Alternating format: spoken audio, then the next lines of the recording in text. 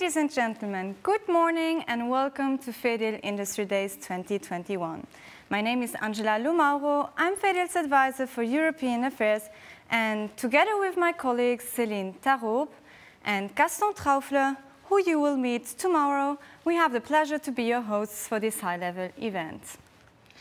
Dear members, dear guests, dear listeners from all over the EU, since 2017, the European Commission has organized the EU Industry Days as an opportunity for dialogue and participation in the regular update of the EU's industrial strategy. The Commission's now 5th edition took place last week, and it addressed various topics.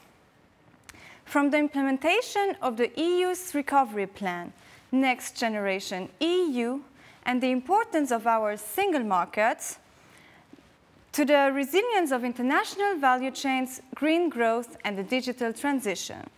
And we would like to say it was all centered around opportunities. Opportunities for our industry, opportunities for our people, and opportunities for Europe. Now, most of you will know us. FEDIL has been the voice of Luxembourg's industry since 1918. And today is representing more than 680 companies from over 35 different sectors.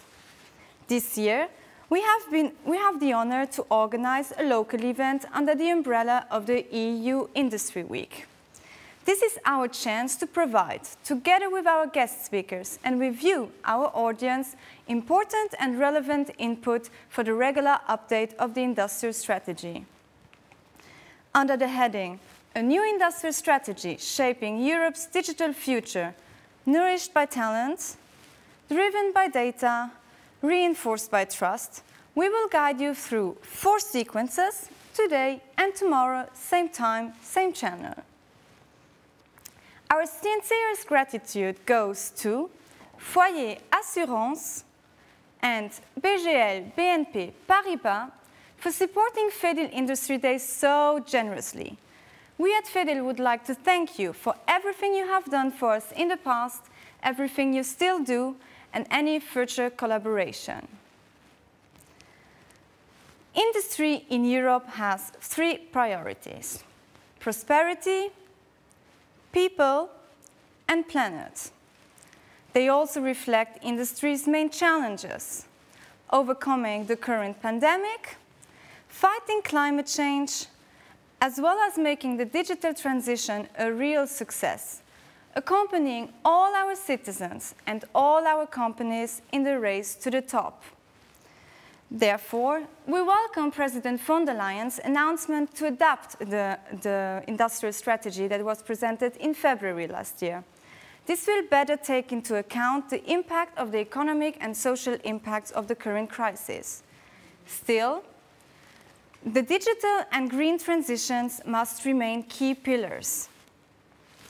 At FEDIL, we support the goal of reaching climate neutrality by mid-century, and we strongly believe this is possible if we support companies by boosting investment in research and innovation, if our value chains remain competitive, and if we foster jobs and growth. As regards Europe's digital future, our topic for this event, we must ensure the safe deployment and use of new technologies. We must unleash the potential of industrial data. And not least, we must further develop digital and STEM skills. So let's get started. Today we will have 2 focuses. First, on the digital lessons to be drawn from the COVID-19 crisis. This is your chance to ask your questions or send your comments to our President, Michel de Taille, and to the Prime Minister of Luxembourg, Mr. Xavier Bettel, as they will react to CEO statements. Second, we have prepared a session on a new industrial strategy, Nourished by Talent. A joint FEDIL-ADEME presentation will provide you with some interesting facts on the rising need for digital and STEM skills, whether they are basic or advanced. A panel, including Commissioner Nicolas Schmit, Vice President of the Chamber of Commerce Valérie Massin, and Mrs. Marina Andrieux, coordinator of the Digital Skills and Jobs Coalition, will spark a conversation on how to tackle that challenge. Tomorrow we will focus on the data economy and on cybersecurity. You will see and listen to a keynote speech by the Minister of the Economy and get a sneak peek of the National Cybersecurity Strategy 4. Now, all along this event, you are invited to send us your questions and comments, to actively participate also. And how will this work? Normally, when you scroll down this website, underneath the video stream, a chat box appears. You just need to type in your question or comment and press send. An email will then directly be sent to us, and we can directly address your questions to our guest speakers. Also, you will see that on the bottom right corner, there are arrows. When you click on them, you can go on full mode screen. I will now switch to French, but don't worry, we have simultaneous translation for you. Here as well, just make sure that you click on the right button. At the bottom right corner, EN for English and FR for French. Je souhaiterais maintenant commencer notre première session en vous présentant quelques-uns de nos chefs d'entreprise. Ils vont parler des principaux défis auxquels leurs entreprises ont dû faire face depuis le début de la pandémie, mais ils vont également partager avec nous les principales leçons digitales qu'ils ont apprises depuis.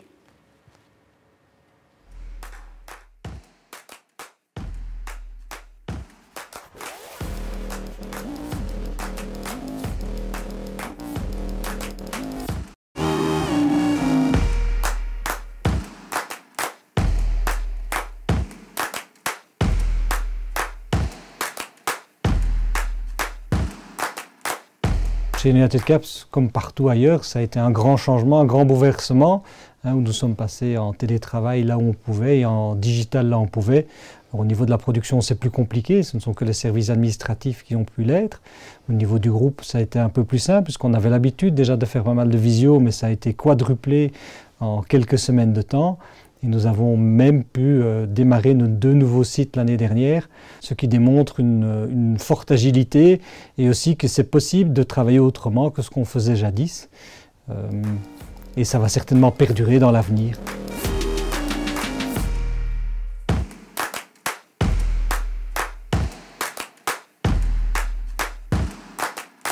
Ça nous a rappelé en fait notre responsabilité en tant qu'opérateur.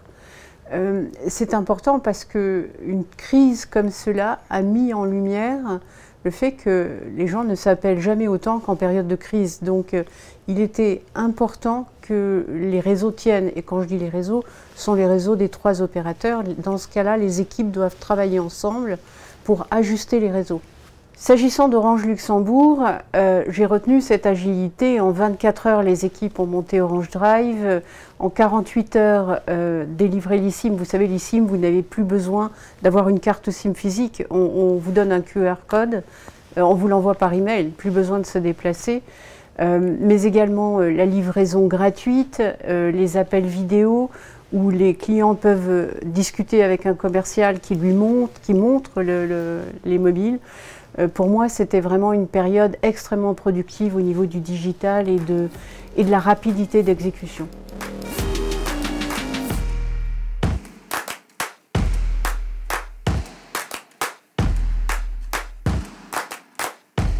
Ça a mis en évidence une certaine vulnérabilité au niveau informatique, dans le sens qu'on était soumis à des fortes attaques informatiques, quasiment quotidiennes aujourd'hui. Et donc, de la même manière, on a renforcé les protections à ce niveau-là. On s'est rendu compte que nos personnels administratifs qui sont amenés à faire du télétravail le pratiquent de manière, on va dire, facile et y ont même trouvé un certain confort, une certaine mesure, tandis qu'au niveau de l'usine, où ce n'est pas du tout dans les habitudes, ça n'est quasiment même pas évoqué. Donc pour nous, je pense que le prochain challenge, ce sera de maintenir un certain équilibre au niveau social entre ces 2 aspects, puisque malgré tout, on était obligé de gérer l'ensemble de l'entreprise de la même manière.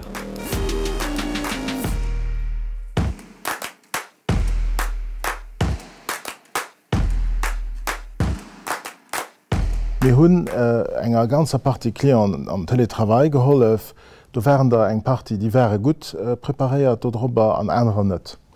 Da war viel Erbecht fir uns, dat war gut. Wat man dunnen festgestalt hunn an dat ass méi besuerchen dieser Region, dass och ganz viel Cyberattacken stattfand hunn, an dass die Vulnerabilitäten, die durch den Teletravail dun en Sterne sinn och radikal vun den Hackeren ausgenutzt gisinn. Ich muss so, wenn ich ein Enseignement zeien aus dem ganzen vom Konfinement dun biselo, dann ass het de nächste Virus als digital. Voilà. Vielleicht ist es der Moment für Cybersicherheit auf ministerischem Niveau zu heben. Und dass sich an der Regierung dem Sujet unhält und das auf l'ordre du jour setzt.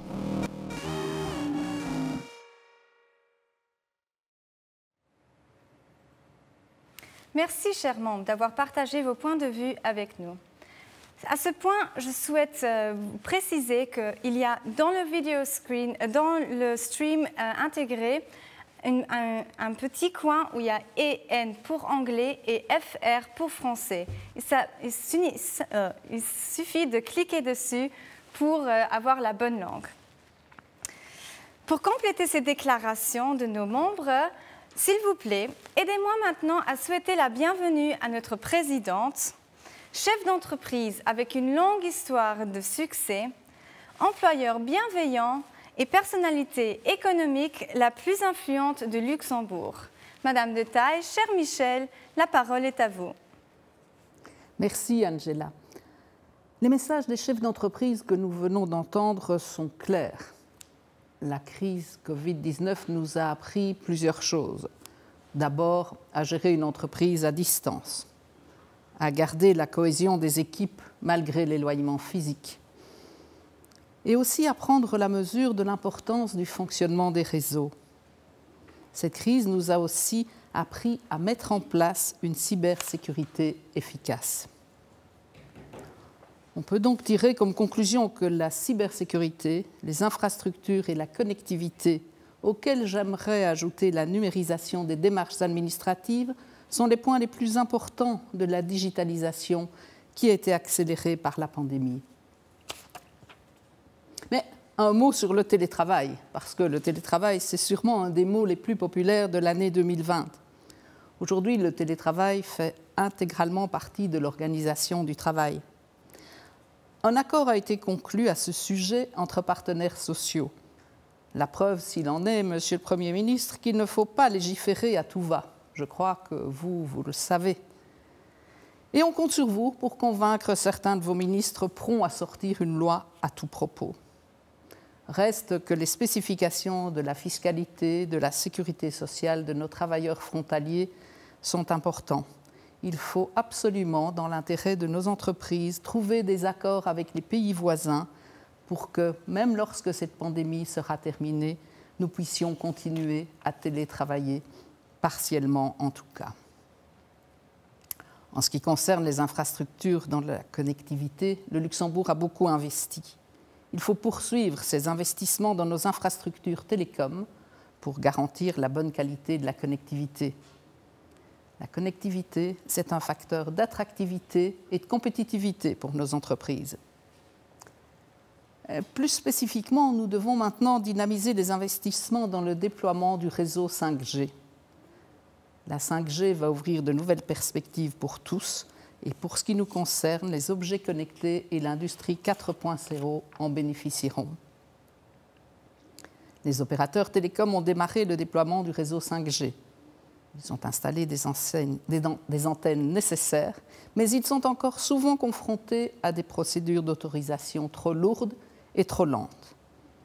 S'il vous plaît, Monsieur le Premier ministre, faites accélérer les procédures d'autorisation nécessaires pour l'installation de ces antennes.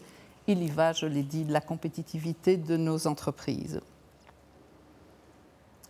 La situation Covid-19 illustre aussi parfaitement le besoin de démarches administratives en ligne qui, bien entendu, doivent être performantes. L'e-government représente un énorme potentiel d'efficacité dans les services de l'État. En effet, des procédures simples, rapides, faciliteront la gestion administrative pour tout le monde et contribueront à améliorer la compétitivité des entreprises luxembourgeoises. Enfin, venons-en à la cybersécurité.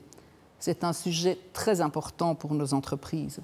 Nous sommes très souvent la cible de pirates.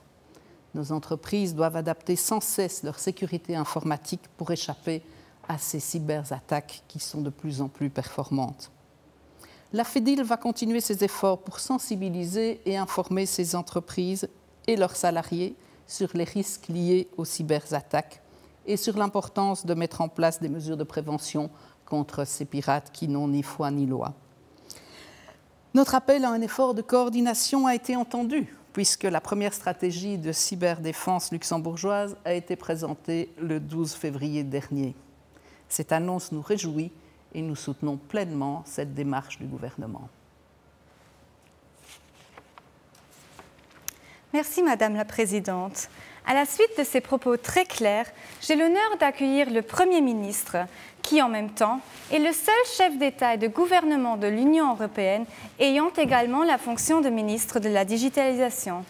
Ainsi, et à de nombreuses autres occasions, le Premier ministre a affirmé le dévouement et l'engagement du Luxembourg à devenir l'une des nations digitales les plus avancées au monde.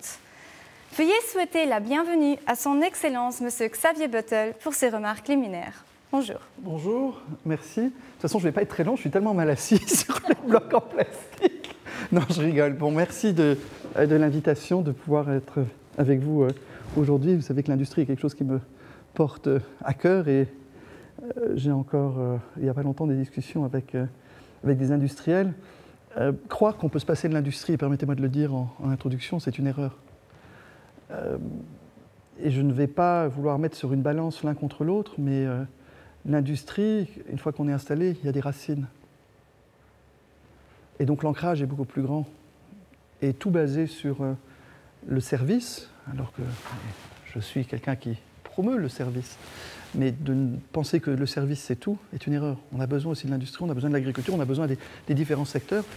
Et aujourd'hui avec un service, c'est une prise. C'est une clé USB, c'est un ordinateur. Tandis que l'industrie, c'est des racines. Et donc, il est important d'avoir de nombreuses racines dans un pays. Et donc, vous avez ici quelqu'un qui croit en l'industrie. Alors, permettez-moi de le marquer en préliminaire du préliminaire du préliminaire. Et j'ai trouvé une bonne position, donc maintenant que je suis bien assis, je peux continuer. Je me lance ? Bien sûr. Alors, bon, vous avez différents sujets. J'avais préparé quelque chose, mais j'ai écouté ce que disait Madame de Taille. Donc, permettez-moi de changer un peu ce qui était prévu. La première chose, c'est bien sûr la digitalisation, qui est, si on est là aujourd'hui, si on peut travailler de la manière dont on travaille là, c'est grâce à la digitalisation que vous puissiez me regarder, qu'on ait pu, à travers cette crise, travailler, qu'on ait pu éduquer, qu'on ait pu soigner, qu'on ait pu faire le télétravail, qu'on ait pu faire... Tout ce qu'on a pu faire, c'est aussi grâce à la digitalisation. Et je sais, ce n'est pas coutume, mais je tiens à remercier aussi les gouvernements avant moi qui ont déjà fait des investissements dans les infrastructures, car sans infrastructures, on n'aurait pas pu le faire. Et les infrastructures, c'est une chose. L'éducation en est une autre. Nous savons que nous avons besoin aussi d'avoir des gens qui soient aptes à travailler dans la digitalisation. Ça fait partie des challenges communs que nous avons avec l'économie en général, avec l'éducation, avec l'industrie, de voir que les jobs de demain, parce que les jobs de hier ne sont plus peut-être les jobs d'aujourd'hui, mais les jobs de demain ne sont pas encore les jobs d'aujourd'hui. Donc il faut être prêt aussi à toujours évoluer. Donc c'est quelque chose que nous devons faire en commun. Et le gouvernement n'a jamais lésiné sur les coûts, sur les approches transversales qu'il pouvait y avoir. Et vous l'avez dit tout à l'heure, je fais partie des rares ministres, Premier ministre, ministre de la digitalisation, tout simplement parce que je trouve que c'est quelque chose d'horizontal. Si on a encore cette mentalité de silo où on se dit la digitalisation c'est moi ou c'est foutu, et c'est la même chose dans une entreprise. Si on pense que la service digitalisation ou l'informatique c'est juste pour un seul service, on a raté tout ce qui se fait à côté, tout ce qui est l'intelligence artificielle, tout ce qui est la robotique, tout ce qui aujourd'hui permet en fait de s'adapter. Et si on ne s'adapte pas, vous avez deux choix. Ou vous serez forcé à vous adapter, vous serez en retard, ou vous allez fermer. Donc il faut le savoir qu'une adaptation est toujours nécessaire. Aujourd'hui, on ne produit plus de la même manière qu'il y a 10 ans, et dans 10 ans, on produira aussi d'une autre manière. Et ça me permet justement de rebondir à différents sujets qu'a abordé Madame de Taille. La première, celle du télétravail. Le télétravail ne remplacera jamais le travail. Jamais. C'est vrai que dans cette crise, le télétravail nous a permis de surmonter et de pouvoir continuer quand même, d'avoir une continuation. Mais dans une entreprise, le télétravail a aussi des effets néfastes. Quand je vois l'impact en fait, entre personnes, sociétal, personnel que ça peut avoir. Aujourd'hui, si je suis dans une entreprise et je veux me développer, apprendre, échanger, ce sera autre chose dans l'échange que par l'écrit.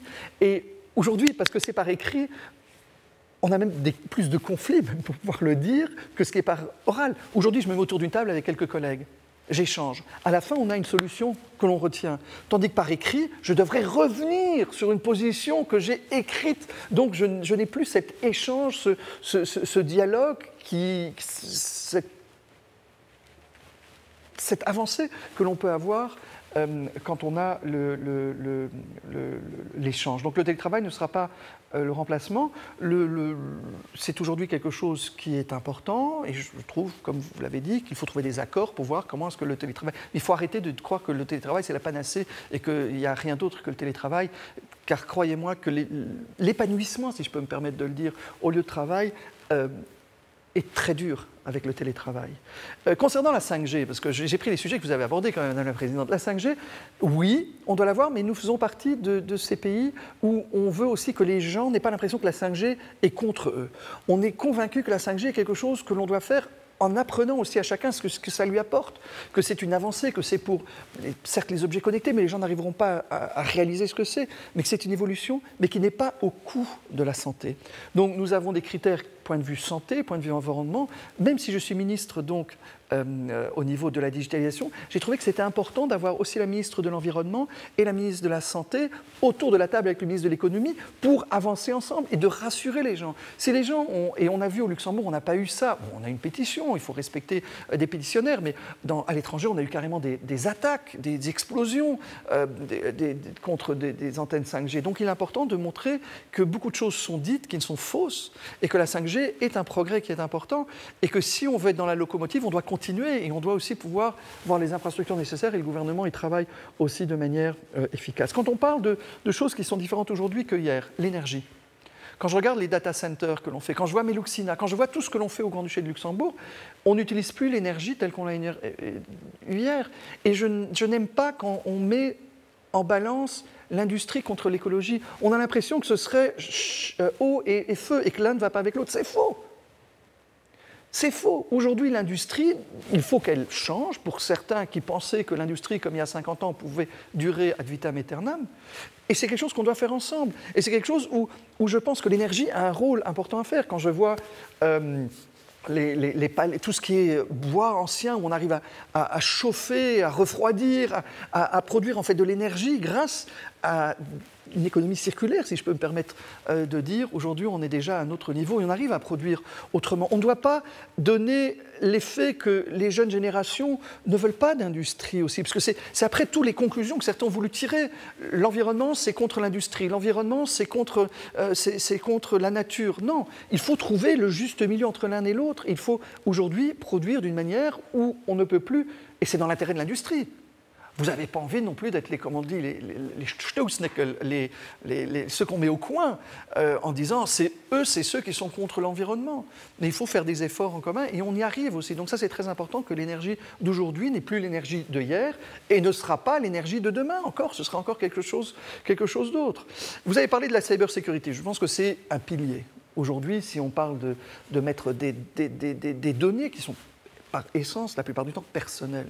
Si on a décidé de les partager, si on a décidé de les mettre en commun, et c'est une économie qui se développe, on voit que c'est une économie qui se développe, on voit qu'il y a tout un marché autour des datas, elles doivent tomber dans de bonnes mains. Moi, je vais vous avouer quelque chose, je suis quelqu'un qui dit toujours que les conflits aujourd'hui que l'on a au niveau international, j'ai plus peur d'un État qui fait des cyber threats que d'une arme. Car aujourd'hui, les données sont vulnérables. Et l'arme de vouloir s'attaquer aux données des uns et des autres est devenue aujourd'hui une guerre, si je peux me dire, digitale qui existe entre États où on essaye de déstabiliser, où on essaye de regarder les cybercriminels qui aujourd'hui, des hôpitaux, se retrouvent bloqués de ne pas pouvoir faire leur travail car on s'attaque à eux et on leur demande des rançons. Donc on en est arrivé à un niveau où on doit aussi comprendre que chacun fait partie aussi de la cybersécurité. Je ne suis pas ministre de la cybersécurité tout seul. Dans votre entreprise, vous n'avez pas le cybersecurity guy ou la cybersecurity lady.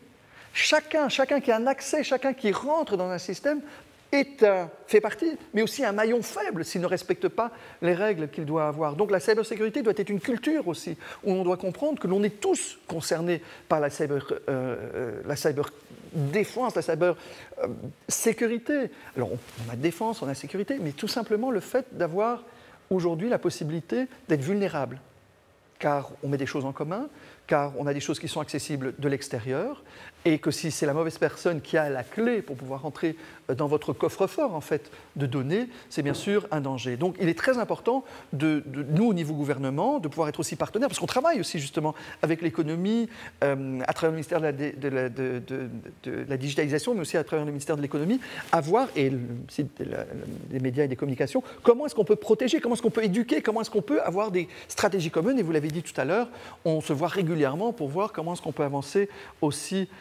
sur le sujet. Donc moi je ne veux pas être mesuré sur le nombre de kilomètres de fibre que j'ai, sur le nombre de data centers que j'ai, parce que c'est un ensemble qu'il doit avoir. Si aujourd'hui nous avons carrément des data embassies au Luxembourg, et j'ai eu encore récemment des chefs de gouvernement et chefs d'État en ligne ces dernières semaines, où je leur promeus ça, c'est de l'industrie de demain, déjà d'aujourd'hui mais de demain. Alors que si quelqu'un m'avait dit qu'on va aller faire une ambassade des data au Grand-Duché de Luxembourg, beaucoup de gens auraient dit « Ah bon, mais qu'est-ce que c'est ?» On a commencé avec l'Estonie. J'étais très fier de pouvoir signer avec l'Estonie le premier, et ça a continué, ça a continué, ça a continué. Et ce sont des marchés qui hier n'existaient pas encore et qui aujourd'hui existent et qui demain peuvent se développer aussi. Donc, croire que l'industrie n'est pas concernée, vous savez très bien que dans beaucoup d'usines, aujourd'hui, on ne produit aussi plus comme hier. Et si un jour, vous êtes blackout, ça ne marche plus, ça ne tourne plus, ça n'avance plus, vous verrez que vous auriez peut-être dû anticiper ce qu'on appelle aujourd'hui la cybersecurity et sensibiliser chacun, se donner les outils nécessaires et de travailler ensemble. Et c'est en fait en travaillant avec le gouvernement, en dénonçant en fait quand vous avez... Il ne faut pas dire, parce que si on a une cyberattaque, de dire oh, maintenant il faut qu'on le dise à personne parce que ça va montrer une faiblesse. Non, c'est ensemble, en apprenant des erreurs ou du modus operandi du cybercriminel qu'on arrive à avancer et qu'on arrive en fait à apprendre ensemble comment faire mieux demain. Voilà, j'ai abordé plein de sujets, mais le sujet central, c'était quand même tout ce qui était aussi au niveau du cyber et du digital, sans oublier les autres sujets que Mme la Présidente a abordés. Et comme j'étais ici dans le stand-by en attendant et en écoutant le discours de Mme de Taille, j'ai voulu un peu rebondir sur l'un ou l'autre point. Très bien, merci beaucoup. Justement, je vais tout de suite rebondir sur une dernière chose que vous avez dit par rapport aux opportunités et donc tout ce qu'on a au Luxembourg avec les ambassades data qu'on a avec l'Estonie, etc. Donc, on peut dire que le Luxembourg contribue donc déjà énormément aussi à la transition digitale de l'Union européenne, parce que voilà, on est parti d'une Union européenne et puis notre événement se place aussi dans un cadre européen.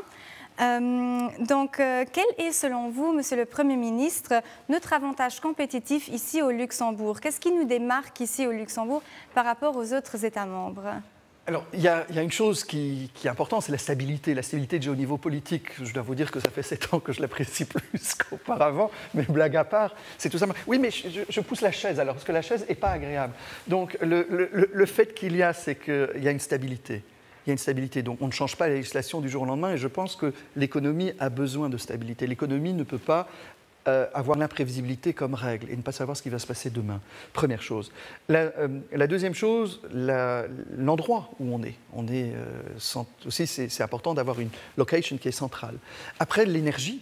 Nous avons toujours réussi à avoir des prix d'énergie qui sont attractifs avec, comme je vous ai dit, une évolution qui doit se faire aussi vers une évolution, une transition plus verte qui existe. Et donc ça, c'est ce qui est important aussi. Et un gouvernement qui est partenaire aussi, pour voir. Si aujourd'hui on a l'euro HPC qui a son siège au Grand-Duché de Luxembourg, c'est la preuve de tout ça. Ce sont des négociations qui ont eu lieu aussi avec la Commission européenne, et je salue les différents commissaires européens qui ont été en poste, où il y a eu cette relation de confiance pour savoir qu'au Grand-Duché de Luxembourg, il y avait une stabilité au niveau politique, mais je veux dire aussi quand je disais ça, mais c'est aussi politique, sociale. Vous savez que la paix sociale a un coût, mais ce coût est un attrait de savoir qu'on a une paix sociale dans un pays. Et donc de voir qu'on n'a pas des grèves tout le temps, de voir qu'on a une énergie qui est abordable, de voir qu'on a un gouvernement qui est proactif. La situation géographique, et aussi le know-how, parce que c'est quelque chose aussi où on doit continuer, on ne doit pas perdre ça de vue, parce que ce serait catastrophique que les entreprises, parce que les avoir, c'est bien, mais les garder, c'est mieux. Hein, donc il faut aussi avoir cette façon permanente d'éduquer les gens et de rester attractif aussi au niveau du personnel. Parce que avoir une boîte, oui, mais avoir une boîte sans personnel qui travaille dedans parce qu'on n'arrive pas à les trouver, ça ne sert à rien. Très bien. Alors, vous serez très content de voir que demain, on a toute une séquence sur la cybersécurité, un sujet dont vous avez parlé tous les deux avant, mais aussi, juste après cette session Q&A, on va avoir un focus justement sur les compétences digitales et STEM pour nourrir en fait notre stratégie industrielle et la digitalisation. Une question qui est venue du public que j'aimerais adresser à vous deux, Madame de Taille, Monsieur le Premier ministre. En fait, on se demande que le fait que le télétravail, maintenant, il est possible de plus en plus, notre public se demande s'il n'y aurait pas, si on n'allait pas de plus en plus vers la délocalisation de la chaîne de valeur et de faire du subcontracting en dehors, peut-être même de l'Union européenne, si c'est un modèle qu'on pourrait voir dans le futur. Madame de Taille ? Oui, alors c'est sûr que le risque existe. C'est d'ailleurs ce que les entreprises disent depuis le début. Le télétravail, c'est une partie de la solution. Et le Premier ministre a dit exactement la même chose. On ne peut pas imaginer une entreprise où jamais personne ne se verrait physiquement, où jamais il n'y aurait d'échange. Et en ce qui concerne plus particulièrement les membres de la FEDIL, une bonne partie sont dans l'industrie manufacturière. Et là, il y a toute une série de postes qu'on ne peut pas délocaliser. Donc le télétravail, oui, en partie, pas toujours, à la fois pour des raisons de cohésion, d'esprit d'entreprise, de culture d'entreprise, et pour des raisons qui sont tout simplement physiques. On doit venir travailler dans l'industrie manufacturière et tous les gens qui rendent des services aux entreprises, que ce soit le nettoyage, la restauration, tous ces gens-là seront toujours présents physiquement. Et donc, pas de risque aujourd'hui parce que, comme toujours dans ce pays, le télétravail sera pris avec le bon sens qu'on nous connaît. Moi, permettez-moi juste de dire un point. Ce gouvernement se bat aussi pour qu'il y ait de la substance. Donc on ne va pas donner le message contraire pour dire restez n'importe où dans le monde et vous êtes affilié au Grand Duché Luxembourg ou comté au Luxembourg. Si on veut de la substance, il faut aussi avoir de la présence. Très bien. J'aurais encore une autre question pour vous.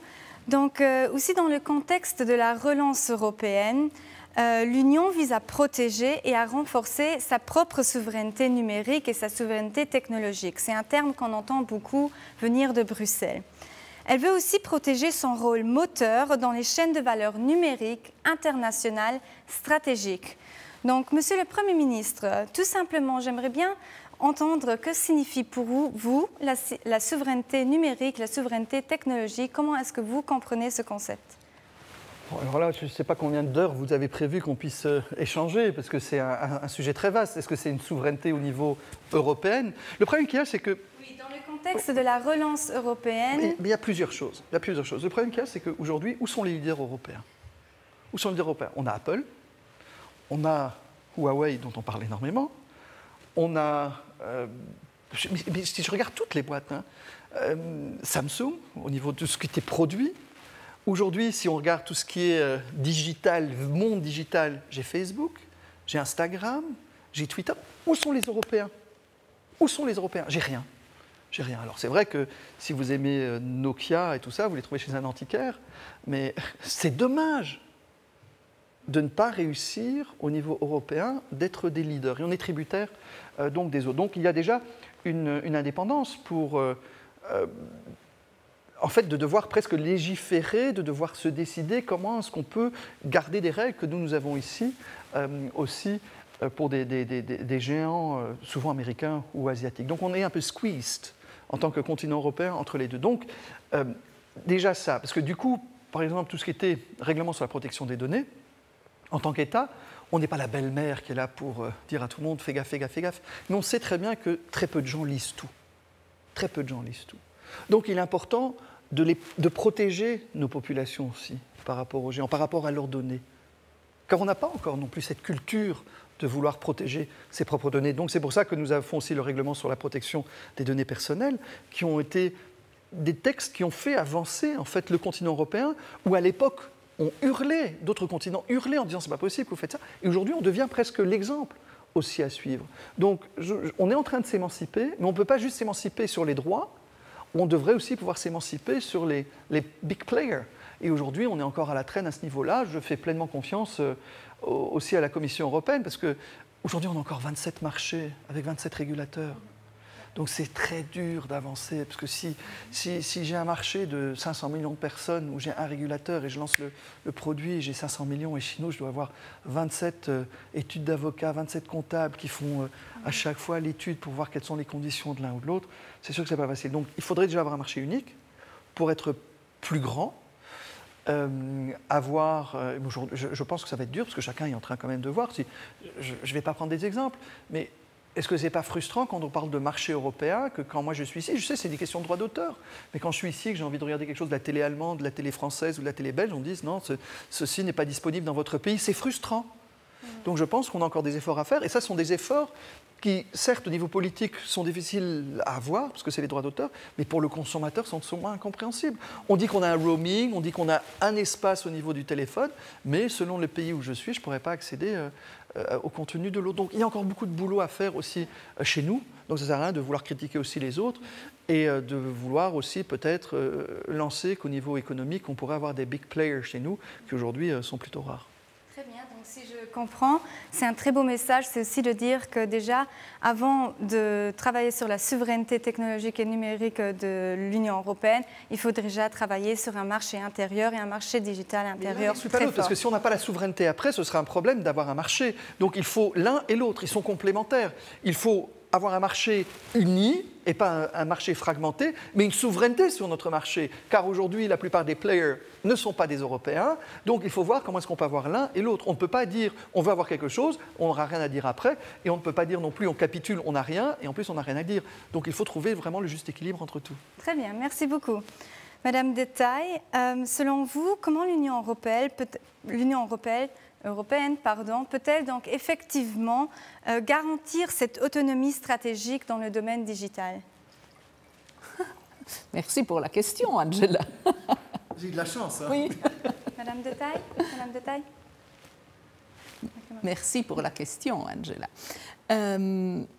Alors, le Premier ministre a dit un certain nombre de choses qui étaient justes, en disant que c'est compliqué parce qu'on a encore 27 marchés, parce qu'on a des petits joueurs, parce que justement le marché n'est pas encore là. Je pense aussi, mais ça c'est sans doute ma vision d'entrepreneur, qu'on n'est pas assez dans le risque et qu'on est dans la protection, ce qui est très bien des personnes, on est dans la protection, dans la bienveillance à l'égard des consommateurs. Je ne conteste pas ça, mais il n'y a rien à faire. Pour avancer, pour découvrir, pour innover, il faut une part de risque. Et si les entreprises européennes ont cette volonté, ça n'est pas encore dans l'ADN de l'Europe. Mais on y arrivera parce qu'on a montré à travers les siècles qu'on est capable de faire des choses très performantes dans l'Union européenne, petit à petit. Très bien, merci beaucoup. Pour conclure, je vais juste encore prendre une dernière remarque aux questions de notre audience qui nous demande « Quitte d'une politique de relocalisation industrielle et notamment dans la zone Eurégio ». Alors, je me lance parce que c'est l'industrie. Bon, pour de l'industrie, il faut des terrains. Le Premier ministre l'a dit, l'industrie, ça veut dire une présence. Alors, les terrains, il faut qu'ils soient équipés. Les terrains, il faut aussi qu'ils soient soumis à autorisation. Et c'est là où, aujourd'hui, c'est un peu compliqué dans notre pays. Mais je sais qu'il y a une volonté de la part du ministère de l'Économie de permettre de trouver des terrains qui accueillent une industrie actuelle, c'est-à-dire, comme l'a dit le Premier ministre, une industrie qui n'est plus dans la pollution, une industrie qui fait partie de la solution de l'environnement. Donc voilà, je fais confiance au pays, je suis sûre que ça va venir et je pense qu'il y a sûrement, c'est compliqué, mais il y a sûrement des collaborations à mettre en place avec les régions des autres pays qui sont nos voisins. Alors moi aussi, si vous permettez, plusieurs choses. La première chose, c'est que j'ai pas envie qu'on donne le message qu'on serait content si les industries partent. Parce que relocalisation veut dire partir, veut dire aller ailleurs. Et surtout si c'est pour aller dans des régions transfrontalières ou n'importe, je sais, ça peut être une solution si on n'a pas de terrain. C'est pour ça qu'on a fait les plans sectoriels, pour avoir aussi plus de prévisibilité, pour pouvoir dire ce qui est possible et ce qui n'est pas possible. Les dossiers, et ce qui est important aussi, c'est dès le départ avoir des dossiers qui ne sont pas des dossiers où on sait que les chances d'aboutir, ou l'impact, en fait, si je peux permettre de le dire, est tellement grand qu'il faut se poser sur une balance. Est-ce que ça vaut vraiment la peine?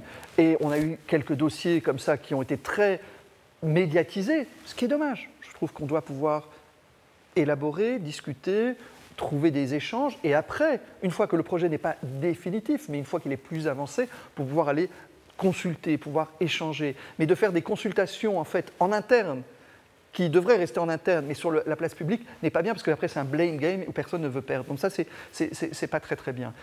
Mais relocaliser, c'est jamais ce que je souhaite. Je trouve qu'il est surtout important de bien organiser. Pour ça, les plans sectoriels qui ont été présentés aussi la semaine dernière et qui sont un plan maintenant depuis, je crois que c'est Michel Wolter qui avait commencé à en discuter, donc ça ne date pas d'hier, deviennent réalité. Je pense que la prévisibilité ici est très importante. Donc relocaliser, peut-être pas relocaliser, mais installer, peut-être faire des projets communs où on sait qu'individuellement on n'arriverait peut-être pas à les faire, mais ensemble on pourrait devenir attractif pour certains qui sinon ne viendraient pas ici, ça oui. Mais d'avoir un message pour dire aujourd'hui relocaliser plutôt ailleurs qu'ici n'est pas la politique industrielle ou de siège, en tout cas que je souhaite pour le Grand-Duché de Luxembourg. On doit trouver le juste équilibre.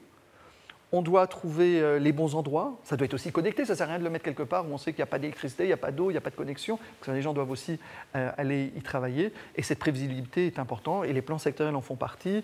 Comme j'ai dit tout à l'heure, aussi la prévisibilité au niveau de la politique de l'éducation, la politique fiscale, etc. en font partie. Et c'est en tout cas quelque chose que je continuerai à défendre tant que je serai dans ma fonction. Très bien. Merci, Monsieur le Premier ministre, Madame de Taille. Nous voici arrivés à la fin de notre petite session Q&A. Excusez-nous pour l'inconfortabilité des tabourets. C'est justement pour exposer notre industrie. Ce sont des batteries Acumalux qui se trouvent dans les camions. Juste pour vous montrer que c'est vraiment pas un siège. Mais... Donc, quand même, merci de nous avoir répondu si ouvertement à nos questions et aux questions de l'audience. C'était vraiment un privilège de vous écouter pendant cette première session. Et merci beaucoup.